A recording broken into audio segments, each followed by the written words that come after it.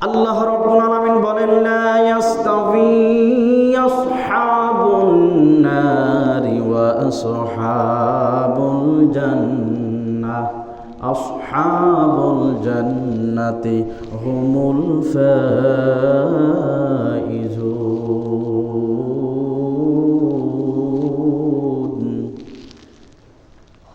আল্লাহ রাব্বুল আলামিন গোটা পৃথিবীর সমস্ত মুসলমান বলেন আর কাফের বলেন, গোটা পৃথিবীর সমস্ত মানুষদেরকে জানিয়ে দিচ্ছেন, লা ইয়াস্তাবি আসহাবুন নার ওয়া আসহাবুল জান্নাহ। যারা জাহান্নামের অধিবাসী আর জান্নাতের অধিবাসী এরা কোনোদিন সমান হতে পারে না। জাহান্নামের অধিবাসী আর জান্নাতের অধিবাসী কখনো এক না, বরঞ্চ যারা জাহান্নামের অধিবাসী এরাই হলো পোড়া কপাল, আর যারা জান্নাতের অধিবাসী হয়ে যাবে এরাই হলো প্রকৃত সফল কাম। আল্লাহ রাব্বুল আলামিন বলতেছেন,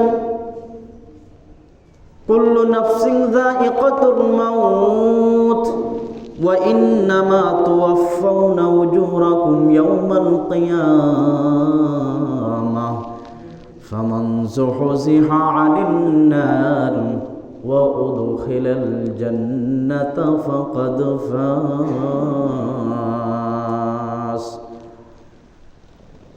ইয়াউমুল মাশার, কাল কঠিন কিয়ামতের মাঠে যাকে জাহান্নামের আগুন থেকে দূরে রাখা হবে, জাহান্নামের আগুন থেকে মুক্তির ঘোষণা দেওয়া হবে, জান্নাতের সার্টিফিকেট তার ডান হাতের মধ্যে দিয়ে দেওয়া হবে।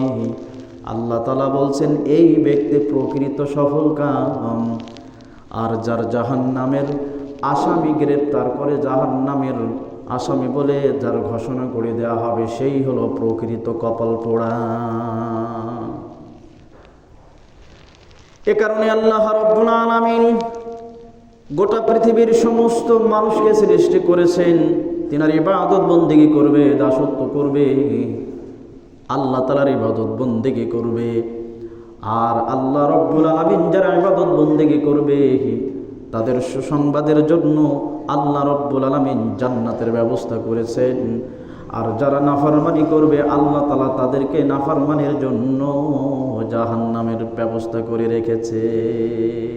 আর নাফরমানির জন্য অসংখ্য নবী